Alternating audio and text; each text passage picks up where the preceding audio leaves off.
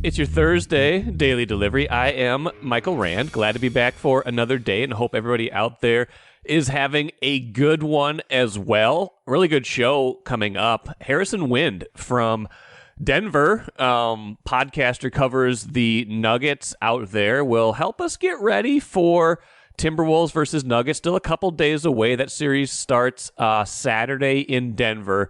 I thought it'd be really helpful to get outside perspective, get a perspective on the Nuggets from someone who's covered the team very closely all year and in past years. So Harrison Wind will join me here in just a little bit. We've had some success with that in recent weeks. Orlando Ledbetter from the Atlanta Journal-Constitution talking Kirk Cousins, a month or two ago before free agency, and then not too long ago having Tom Curran on from NBC Sports to talk Patriots, potential Vikings trade there. So just love that outside perspective, the perspective when something becomes a big story here involving another market. So Harrison Wind here in just a little bit. We'll talk a little bit of transfer portal. Can't get away from the portal.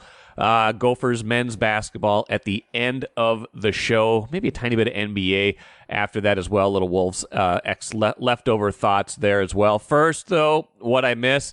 You would like to think that a team on a 10-game winning streak would have nothing but good news right now. And plenty of it's good, obviously, for the Twins. They were 7-13 at one point this season. They are now 17-13 after beating the White Sox again yesterday. 10-5 was that final. Another rally. They were down kind of in the middle innings, rallied, took a lead, then blew it open in the ninth inning with 4 runs to make that comfortable. So Twins win. They've beaten the White Sox 7 times in the last 10 days. They beat the Angels a few times. 2 of the worst teams in the American League, right? So not taking anything away from the win streak. You got to win those games. Impressive. Turned their season around. Made me, kind of rethink how quickly I gave up on this season and how bad I thought they looked after 20 games, which they did. But we do have to remember 20 games in a baseball season does not define a baseball season. It's basically, 1/8 of a season.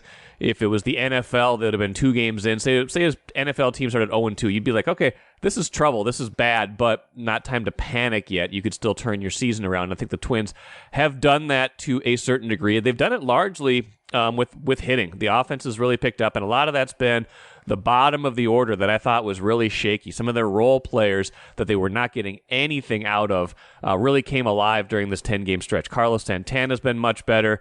Willie Castro has his average up to 270, OPS almost 800. Ryan Jeffers has been great all year. Trevor Larnach and Jose Miranda have given them a huge boost while they try to overcome some of these injuries. And obviously the return of Max Kepler has helped. Now Carlos Correa back. Kyle Farmer getting a few hits like Alex Kirilloff. The lineup that looked suspect, that you looked at and you're like, man, where are they going to score runs? Suddenly they're getting contributions up and down the lineup, and that has made a huge difference for them in this 10-game win streak. It hasn't been just that. Sometimes it's been good starting pitching. Sometimes it's been the bullpen. Sometimes it's been all 3 of those things. But really the lineup depth that looked so suspect just 10 days ago has really come around and helped them. Now, obviously, the question is, can they do this against better teams? Much better competition coming up soon. The Red Sox come to town Friday for a series. They've got a bunch of games against the American League East coming up this month, which will be a much bigger test than the White Sox and Angels. At the very least, they have put themselves in a position where the season's not lost, right? Like if they'd gone through this stretch and gone 4-6 against these bad teams, you'd be like, okay, maybe it is time to panic now. Now it is time to reevaluate where they are. We'll certainly do more of that tomorrow. Even Phil Miller expected to join me, Twins beat writer, to kind of set up this next stretch, talk through these 10 games, and get to a couple other things, which I'm now going to get to on this show. First of which, these are the reasons why the optimism isn't quite universal. 1, Byron Buxton had to leave Wednesday's game with knee soreness. It's the same knee that's given him problems in the past. That is not good news. Going to have an MRI. He'd been playing a lot this year. He had been in center field for the majority of games, DHing some of the other ones. Like really seemed like he was more or less back. And so now you're dealing with a Byron Buxton injury. You're dealing with, the uncertainty there of one of your best players, certainly someone who makes your defense so much better, someone who can carry you offensively, can, influence, disrupt games on the base path, someone that you thought, can you get through a full season with him and things look good for a month, and now we will have to reevaluate that. So we will see where he is out. He is out with that. We'll see how long that takes, but usually there's caution with Buxton, and you never know exactly when we are going to see him again. So that's one reason we got to temper optimism on the Twins. The other is this ugly TV situation still looming over them. It was kind of like hanging like a black cloud all off season until they decided to stick with Bally Sports North. And now, of course, Comcast dropping Bally Sports across the country, but of course, including here, and dropping Bally Sports North Tuesday night. Wednesday was the first time you really felt it because the Twins played an afternoon game. Comcast customers could not watch the game, was not available to them. They are alienating a lot of fans right now. Opportunity, of course, for some of us who are more enterprising. Patrick Royce, Star Tribune columnist, of course, and my Monday regular guest, tweeted, Mayor Fiorello LaGuardia read the news and comics during the New York City newspaper delivery strike in 1945. As a public service during the Twins blackout, I believe the Strip should have Randball, that's me, read play-by-play on video in the AM with his kids offering stick figure highlights. Wow, that's a lot to take in. That's a lot to think about. I've been mulling this over a little bit. No, I'm not going to lie. If we get a little deeper into this and it's still going on, maybe I will figure out a way to make this happen in some way, shape, or form. You can weigh in on whether you think this is a good idea or not, or if this is just a passing joke. But I'm entertaining it at the very least. But that's what it's come to, right? If you can't see it, let's reenact it. Let's try to get it reenacted. But more than that, the Twins are alienating Twins. All parties here are combining to alienate fans. They just want to watch the games. I think I got a lot of reasonable emails. I've seen a lot of reasonable things on Twitter, but this one is probably my favorite email. Reader writes in, it was 3:33 a.m. So maybe you can kind of guess the tone of this email. 3:33 a.m. this morning said, hey, you know what? The Twins and Bally Sports can go take a flying bleep at a rolling donut, or if they prefer, go bleep a duck's bleep, or maybe do both. Neither one of them care about the people who support their business. They are really starting to bleep people off. So there you go. That's the less nuanced take that I got via email at 3:33 a.m. today. That's the kind of crystallized sentiment about a lot of people, right? Like, people were mad. I've been annoyed for years that you can't get them on these streaming services that used to have them, right? I had Sling for a while, then they dropped him. They have Hulu, then they dropped him. YouTube TV, then they dropped him. So you're kind of playing whack-a-mole with whatever service you're going to get. I haven't made the switch back to cable or satellite. I could have, but I didn't. But a lot of people who stuck with cable or satellite, part of the reason was they felt kind of invincible. They're like, hey, all you guys out there who changed, I'm sitting here watching the Twins all the time. And now Comcast, the biggest, one of the biggest carriers nationwide, huge provider in this market, all of a sudden you can't get it on Comcast. You can't get Comcast Infinity cable. Can't get the Twins on Bally Sports North on Comcast right now. That is angering a lot of people who have been loyal, a lot of people who thought, hey, at the very least, if I stick with this is what I'm going to get. So I don't know where this is going. My reporting yesterday indicated, I talked to a source, indicated that Comcast wants these Bally Sports North channels to go to a higher price tier, a higher tier on the digital scale, a digital kind of subscription level that costs about $20 more a month, instead of just kind of subsidizing all the people who don't want these channels and having to pay the higher, having them all pay the higher fees. And obviously Bally's Diamond Sports doesn't want that. They want all the subscribers on the lower tier, so it's more accessible, things like that. So I can see both sides. Comcast has had different smaller RSNs, not this huge bundle that Bally's has, but has had smaller RSNs join this digital tier. So interesting to see how this plays out. My sense is that as long as there's no movement on, agreeing to go onto this higher tier, these channels aren't going to be on Comcast. And if the longer this draws out, the more upset people are going to be, the more they're going to be clamoring for something different in 2025. And if you remember, the Twins had an opportunity to do something different in 2024. Their contract with Bally, with Diamond, was up. They could have gone in a different direction, could have gone with MLB. They almost certainly got the most money they could get by sticking with Bally, sticking with Diamond. Now they are stuck in this position where a lot of their fans, a lot of the paying customers at Comcast cannot get their games, and it is making people mad, even in the midst of a 10-game winning streak. Open a 5.15% annual percentage yield 9-month certificate from Royal Credit Union. Open now at rcu.org/certificate515. Early withdrawal penalties could reduce earnings and principal. APY accurate as of 4/26/24. Insured by NCUA. Really happy to be joined today by Harrison Wynn from DNVR. Podcast covers the Nuggets out there. Harrison, how you doing? I'm doing great. Thanks for having me on. Yeah, thanks for doing this. Just thought it'd be a good time. I've done this in the past. When we have an intense story that involves another market. We brought on some teams that were kind of linked to the Vikings with the draft a few weeks ago on this show, and now, of course, Timberwolves and Nuggets set to play second round series starting Saturday in Denver. Wanted to hear from you, Harrison, on just kind of the season for Denver. The quest to repeat as champions, and just all the interesting kind of storylines that come with this series. So, first off, how are you doing, and how excited are you for all this? I'm really excited for it. Nuggets had the Lakers in the first round. I think most of us in Denver thought it would be a series Denver handled pretty easily.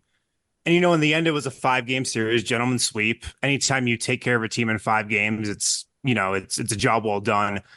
Those games were tight, though. Those games were stressful. I mean, 2 Jamal Murray game winners in every game. Denver pretty much had to come from behind, too. So I'm happy to get through the Lakers. I'm happy to be done with them. I never want to watch another Nuggets-Lakers game again if I don't have to. Okay. And really excited for this Timberwolves series because I got a lot of respect for Minnesota. I have a lot of respect for how they were built, with Tim Connolly at the helm there.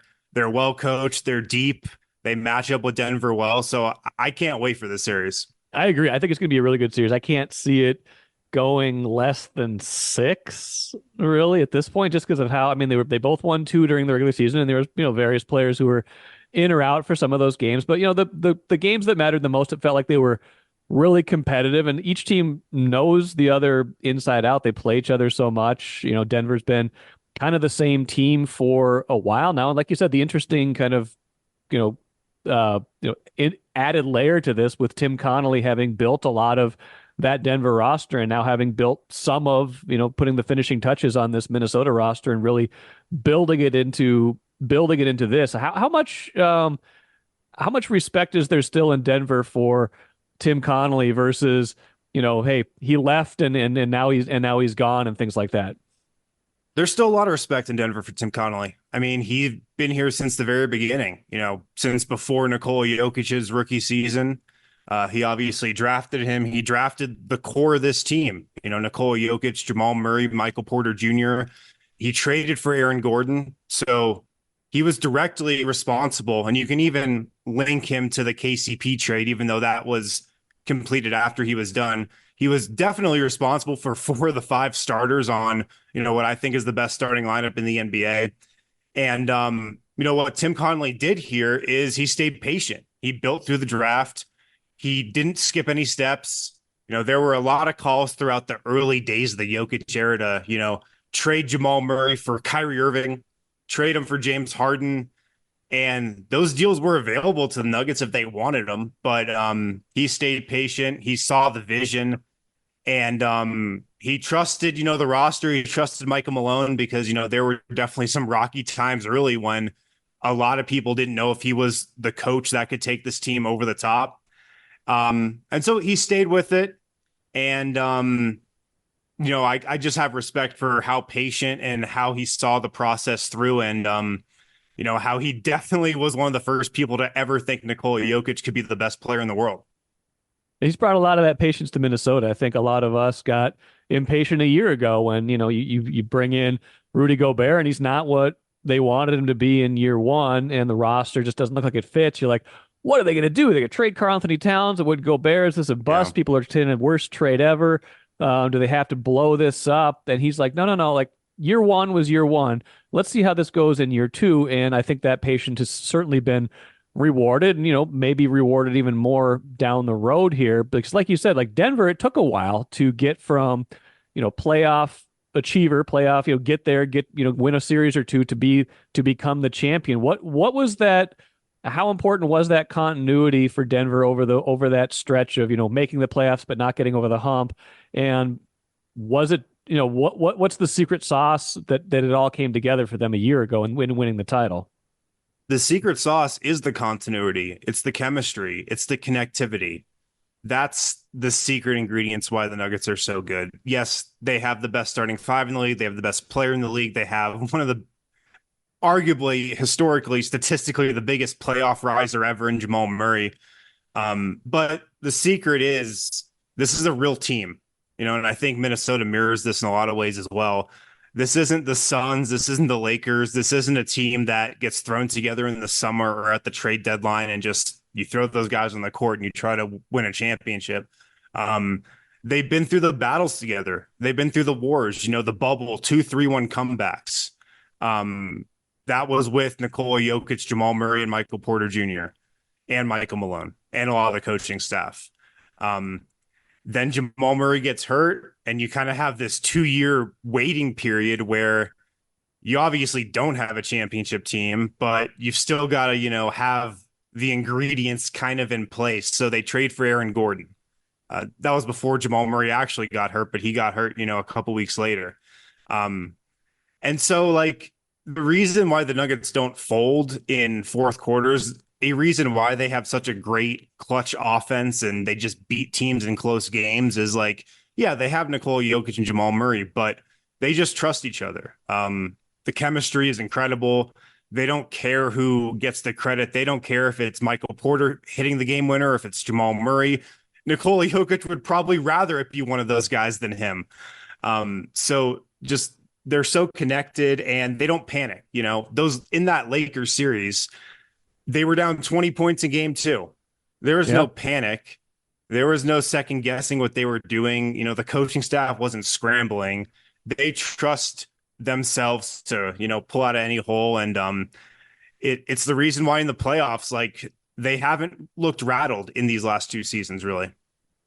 It's hard to compare seasons, but compare last year where everything comes, falls into place. Regular season's great.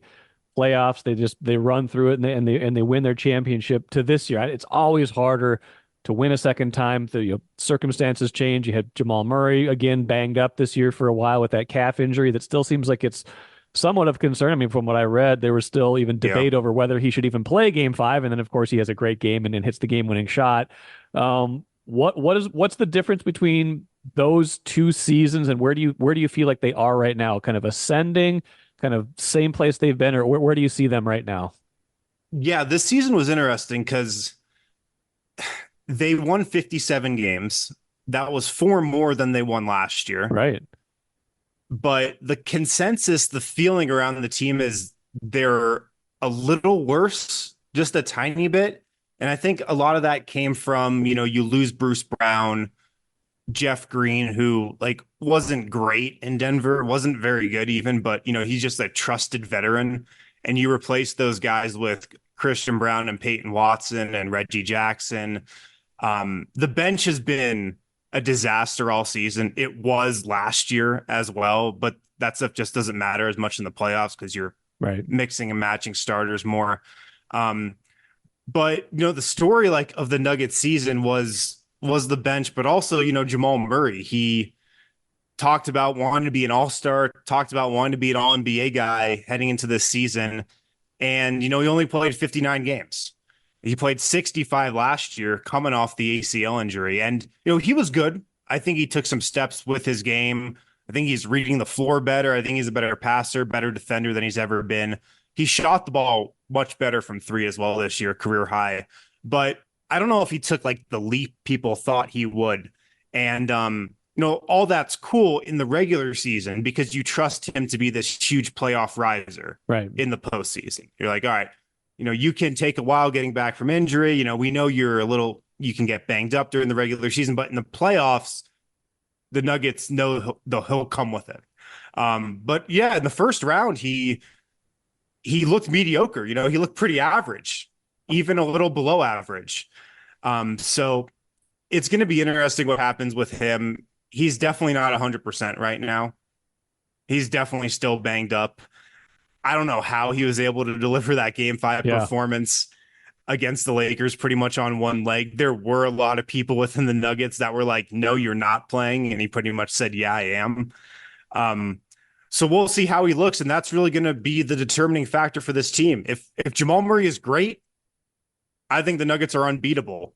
If he's less than that, I think they are beatable this season.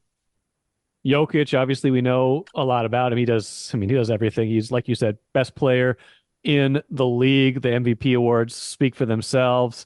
Interesting matchups with how you guard him? Do you put Towns on him? Do you put Gobert on him? Do you try to throw Jaden McDaniels on him sometimes, and then have Gobert kind of like playing center field? Like, you can do a lot of different things with the matchups in Minnesota, but a lot of times it just doesn't matter because he's that good. You watch him more closely probably than all but a handful of people, probably, the coaching staff, things like that. Like, what is it about him that just makes it impossible to stop him? He's smarter than every player on your team, and he's smarter than your coach too. That's kind of what it comes down to. That's for sure. That's crazy. Yeah, that's a crazy Yeah, little twist to this series. He's seen every coverage. He's seen every defensive scheme at the highest levels. He knows what to do in every situation. It was interesting against the Lakers. They double teamed him really hard the entire series, and the Nuggets just couldn't make a three. They shot terribly from three in every game that series, pretty much except game 5, when they finally started to hit some shots. But, the Wolves do have the ingredients to guard him, I think, the best way possible. And, that's just size. It's size, physicality, and length. And that's what Minnesota has. The Rudy Gobert matchup is interesting because I've never looked this up, but I have to think that Jokic has played against Rudy Gobert maybe more than he's played against any other player. It's got to be same conference for a long time, and both guys same conference, healthy, a lot same of minutes, division. Yeah, the playoff series as well with Utah. He knows Rudy Gobert inside and out, but Rudy Gobert is still like defensive player of the year for a reason. He will make him work. Then you've got Towns at 6'11", 7 foot. Not a great defender, but their size. Naz Reid, same thing, size and physicality. So you've got bodies that you can throw at him, and you've got the thing where you can put Towns on him and have Rudy Gobert off ball as well. I don't think any defensive scheme works against Nikola Jokic over the course of a series. I think stuff can work for a quarter, for a half, but then he'll figure it out. But, Minnesota has enough different things that they can throw at him to make it interesting. There was some made last year of, the Wolves were banged up, but they gave, even though it didn't necessarily look super competitive in the end, it was a 5-game series, kind of like that Lakers series was this year. I think it was even mentioned, maybe, I can't remember if it was Bruce Brown, somebody mentioned it, like, hey, the Wolves gave them a tough series. They gave them maybe one of the bigger challenges they had along the way last year. And I don't know if that's just, in retrospect, things like that, but it did feel like that series was at least relatively competitive, especially with the year the Wolves had and with, the injuries that were piling up. Naz Reid getting hurt, Jaden McDaniels hurt right before the series started. Given all that, I feel from Minnesota standpoint that they obviously respect Denver. They know what how good Denver is, but I don't think they necessarily fear this matchup because I think they feel like they match up pretty well. It makes for a fascinating matchup because I feel like both teams have the right to be confident. It's just Denver's is a little bit more, maybe even a lot more earned at this point based on what they've accomplished. Yeah, and it was Bruce Brown who said that last year after the playoffs. I know there are people within the Nuggets who felt that way as well. I didn't necessarily feel that. I don't know if it was just that it being the first round or, Phoenix was the ones to push them to 6. But, it was competitive. It was a competitive 5-game series. And look, Minnesota should be confident. I have never gotten the sense in any of these Nuggets Timberwolves matchups that Minnesota's scared of Denver or doesn't think they can compete with them. And a lot of these past regular season games have been really competitive. So like Minnesota should feel that way, that they should feel confident. And I think both teams have a healthy respect for one another. Um, what I remember about that series last year, though, is there were storylines developing around like, Nickeil Alexander guarding Jamal Murray. Yep. Um, he held him down for I think a couple games in the middle of that series, but then I think Jamal eventually got the better of that matchup. I think overall Minnesota's defense was pretty good on Nikola Jokic, too.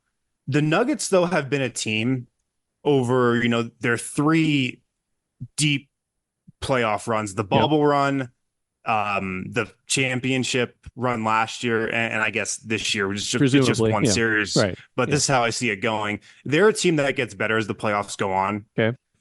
And a lot of that I think comes from just Nikola Jokic seeing different matchups and ramping up to that level of play from the regular season. Also Jamal Murray as well kind of feels his way into playoff series too.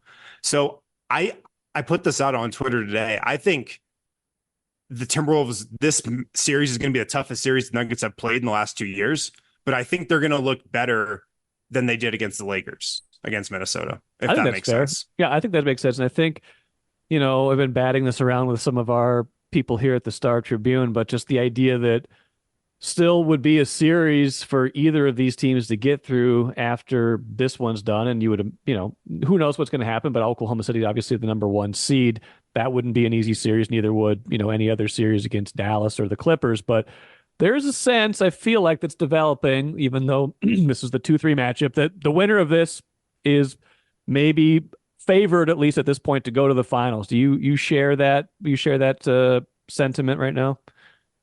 Probably. Yeah. I think these are the two best teams in the West. Just from like how well-rounded both teams are, offensively, defensively. I know there were some questions about Minnesota on offense and particularly the late game offense. Yep. I think that's going to be something that's really interesting in this series if there's close games. Minnesota looked amazing in the first round, but they weren't really like tested in those close games, it seemed like. So I do think these are the two best teams in the West. I think whoever wins this does have the inside track on the finals. And I think this series is going to be much tougher than whoever Denver or Minnesota could play in the Western Conference Finals potentially. Royal Credit Union's smart checking accounts offer no monthly fees and no minimum balance. Enjoy financial freedom when you open your Royal Credit Union smart checking account online at rcu.org/go-checking. Insured by NCUA. Any final thoughts? Any particular matchups you're looking forward to? I'm curious to see how the Wolves try to guard Murray in particular, just because they have more health this year with McDaniels healthy. They don't have to, throw Alexander Walker on him all the time. They don't have to throw Ant on him for a change of pace. But yeah, the switching the Wolves do, how Denver counters that. Denver's obviously got size and length too with Gordon. He's such an interesting special player. And then of course, Michael Porter Jr. Porter Jr. had a great, I don't know if it was the whole series, but every time I looked up, it seemed like he was having big games against the Lakers too. Like it's not a lot of weaknesses around the first, 5, 6, 7 players on either roster. It just feels like a great series. It really does. Ethical basketball. I don't think there's going to be a lot of foul baiting in this series, which Right? I'm very excited about. After getting through the Lakers, that's a relief. There's so many interesting things. You mentioned Michael Porter. He was like the story of the first round in a lot of ways for Denver. He had his best series too. Yeah, his ever personal life was blowing up at that point. And there was even some more news this morning about another one of his brothers, but he's locked in and focused, and he was incredible. His best playoff series as a Nugget against the Lakers. It's going to be interesting to see what happens off the bench in the non-Jokic minutes because they play Aaron Gordon at backup center. It's a really good lineup, but I don't know if it's faced a opposing second unit that can throw out Towns and Naz Reid at the same time. Denver struggled rebounding with their bench all year. I think that could be an issue as well. And then, Jaden McDaniels versus Jamal Murray. It's a great matchup. I think Jaden McDaniels might be the best Jamal Murray defender in the NBA, just from a length and size and speed standpoint. I got to think he really is looking forward to that matchup. And Jamal's going to have to bring it, like he's not 100% right now. This week off is going to be big for him. Yeah. But like I said at the start, if the Nuggets need Jamal Murray to have a good series, they do. If he has a series like he had against the Lakers, I don't know if Denver can win. Which is crazy because he made 2 game-winning shots, but you're right, over the totality of the series. You're saying they won't be in a position to have a game-winning shot from him because Minnesota is just good enough, better than what the Lakers had over the balance of 48 minutes. And yeah, I mean, both of them got tested. I mean, Phoenix should have been a better test. I don't know what exactly was going on with them. That maybe it just proved to be, even after the regular season where the Wolves were 0-3 against Phoenix, something just switched and they figured it out. But yeah, I think both teams got tested to a degree, but this is going to be the test for each side, and I for one cannot wait for it. Harrison, any final words of wisdom? Anything else that you are looking forward to from all this, or any storylines that we didn't cover? I can't wait to see what they devise for Chris Finch. Yeah, me too. How is he going to coach this series? I don't know. He's probably going to be maybe second row. He's got to keep that thing elevated. I mean, what a end of the fourth quarter of the elimination game, and that's wild. It is wild. It's an interesting storyline. I don't think it's not devastating, but it's something to watch, especially in a close game, especially in a series where it feels like a lot of things are equal or up for grabs, at least. I mean, different strengths on these teams, but like you wonder how that plays into a series that on paper feels, like it could go either way. Denver, I think, certainly is the favored team, but it's a series that feels like wouldn't surprise me if either one of these teams won. And from that regard, yeah, how does this weirdness with the coach rupturing his patella tendon factor into all that? Yeah, I'm just excited for some Mike and Nori in between quarter interviews on the national TV. He's pretty good. He was in Denver with Malone in the early Jokic days. Really? So I don't think I remember that. Okay, nice. Yeah. And I think until like 2016, 17 or something. So we know him. Nice. Well, Harrison Wind, appreciate it. Don't hesitate to reach out when if ever you need a return on this. But let's watch this series and enjoy it. All right. Looking forward to it. Great stuff from Harrison Wind. Like we talked about, the interesting thing with this series is, of course, I mean, there's many interesting things, but the Chris Finch ruptured patellar tendon, had surgery Wednesday, how he's going to coach, how much Micah Nori is going to factor into this series, the assistant Wolves coach, how that's going to play out. That is an interesting subplot. I don't think it has a huge bearing on the series. A lot of coaching is, not in-game, it's before game. It's kind of the culture you create. It's the systems you put in place. It's less about X's and O's in the moment, but there is some of that, especially in a close series, so that will be worth monitoring. But just really good insights overall from Harrison. I hope you enjoyed that segment as much as I did. Let us now finish with the cooler. A couple things in there. 2 blowouts in the NBA on Wednesday. The Celtics easily advance, beat Miami in 5 games. The clincher 118-84. I watched a little bit of that game. Miami didn't look like it had any interest in being there. They knew they were cooked. No Jimmy Butler after an injury earlier in the series. So that was a pretty easy one to manage in that case. Dallas routing the Clippers. That game was at LA. 123-93, so Dallas up 3-2 in that series, looking like they will close it out, I would imagine, in Game 6 based on the Game 5 score. Dallas, Oklahoma City will be an interesting matchup in the other West semifinal, if that is how it turns out. Wolves Nuggets, of course, starts Saturday. The winner of that series will face the winner of Oklahoma City versus either Dallas or Clippers. And like I said, looking more like it'll be Dallas now. That would be an interesting series to me. I don't think Oklahoma City automatically advances in that case. You got Luka, you got Kyrie Irving, you got a lot of things going on there. A lot of things to contend with. And Oklahoma City still a young team, a very good team, obviously, but a young team that is trying to kind of make its way in the postseason. So I will be curious to see how that other semifinal in the West turns out. Speaking of curious to see how it turns out, I'm curious to see who these players are on the Gophers basketball team. We just learned Wednesday that Cam Christie, also in the transfer portal. Elijah Hawkins, their excellent point guard from last year, had entered the portal. He's going to Texas Tech. You already lost Payne. You've already lost all these other players. It's just disheartening to think about where this roster is compared to where it ended the season, how much optimism there was for building this thing up. Now you've got different players coming in. Caleb Williams coming in from McAllister. That's exciting. He scored 41 against the Gophers in an exhibition game last year. But are these guys going to replace the guys they've lost? That's the question. That's what you always have to hope for, what you always have to try for. But it just feels like this is going to be a setback for Ben Johnson's team. I just can't imagine what he's thinking right now after all the momentum they gained this year and now how much they are losing potentially in the transfer portal this offseason. That will do it for me today. Like I said, Phil Miller's going to join me on Friday's show to talk more Twins. I'm sure I'll have plenty more to say about the Wolves as we get closer to that Denver matchup starting Saturday. Plenty of stuff coming up next week, too. I'm sure Chris Hine will be on his show, maybe two with me next week as we kind of get deeper into that Denver series. Royce on Monday, plenty of other stuff to talk about. So until tomorrow, I am Michael Rand, back at it again on Friday.